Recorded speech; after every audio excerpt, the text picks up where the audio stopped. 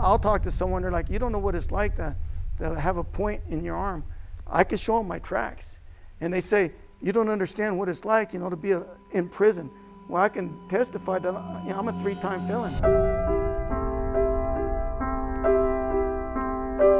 My dad was actually in the ministry. He was a pastor. My dad was an atheist at first, right out of World War II, and my mom was the one that was actually, the Christian. With her faithfulness, eventually he got saved, and then he became the leader, and it became his life, it became our life. I fell away for a while, I was backslidden, got into the world, and done a lot of stupid stuff, and finally got to the point where, there was nowhere else to go but up. Got to where the only option I had was to call out to God, and He'd never left me. I was given, 6 years sentence in prison, and I was in prison, and I got out of prison, and people were like, man, I'm a felon, nobody wants to hire me. Well, I was in the same boat, but the only difference between me and those kind of people that are struggling with addictions or struggling with a past and baggage that's a burden to carry was I surrendered to God. And I said, you know what, Lord? I'm tired of destroying my life. I'm tired of hurting the ones around me that I love, like my kids and my wife. And that's what I did. I surrendered to God. I said, Lord, I keep making mistakes. I keep ended up doing the dumb same thing over and over again. I don't want to do no more speed. I don't want to do no more weed. I want to quit dipping and smoking and drinking and get out of all the perverted things that leads to. That's where I was at. That's where Carlsbad's at. That's where the world's at. And if you want to get out of that, all you got to do is say, you know what, I've had enough. You can't ever get out of it on your own. I remember I got saved and I was still an addict. And so I'm thinking it was a battle.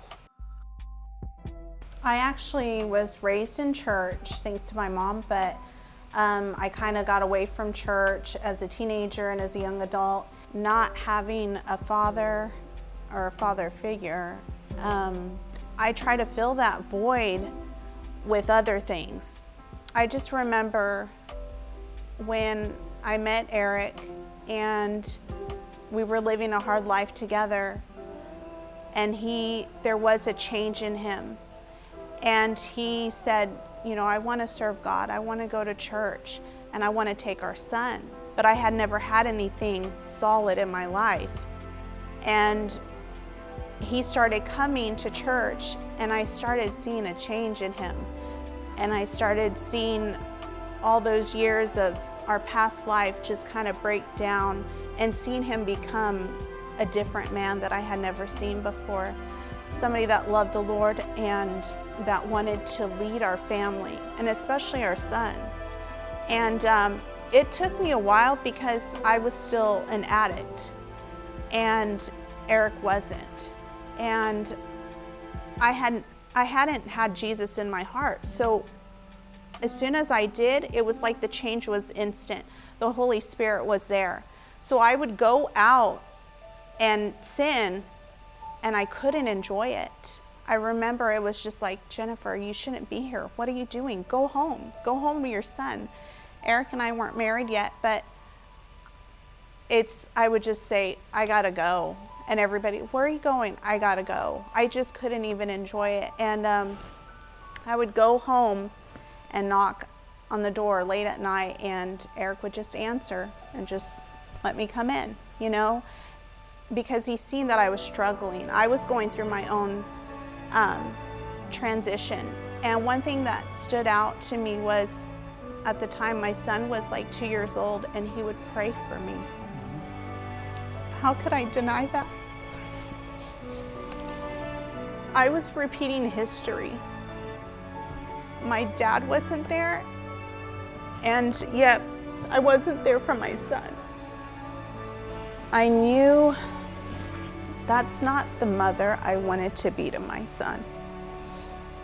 And I should be praying for my son, not the other way around. And it just woke me up, and I realized I didn't want to be a slave to that addiction anymore. And I came The following Sunday, and the message was preached, and I couldn't wait to get down to the altar. And I came down to the altar, and I said, God, it's yours.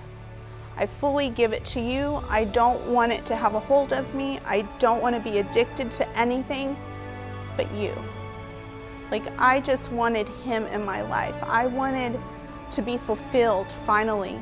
And so after that, the urge of addiction, just everything was just completely just taken away because I completely surrendered. I remember just coming out and literally finding bags of dope on the ground and looking around. Is anybody watching? No, Eric's not here. Nobody's here. Nobody will ever know. And taking that and throwing it away. The Satan would just continue to try to have a grip. I remember the life that I had with that, and only destruction to me, to my son, to my family. Surrendering is so important because that's when the Lord's able to just really take control and just mold you into the person that he had planned the whole time. You need the power of God. You need something above and beyond your own self-will, because it's easy to go to AA and, it's easy to turn over a new leaf. It's easy to do stuff temporarily, but if you want something that's eternal, something that's going to last, you have to put it in someone. You have to put your trust and hope in someone that's eternal. That's God. So I got saved a long time ago. I never really put it together, my heart, my mind, until finally I got to where I was so lost and broken and tore up that I had to surrender to God. I had nowhere else to turn. And fortunately for me, I knew where to turn. A lot of these people out there, they don't know where to turn. They are seeking God. They know God's the answer, but there's so many false gods out there, they don't know which one to turn to.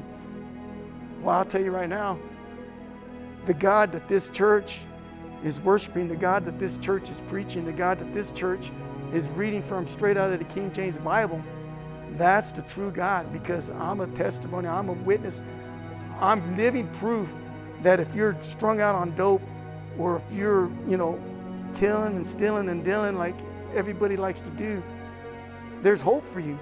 If you just say, you know what, I've had enough, God, you show me what I need to do, and I will do that.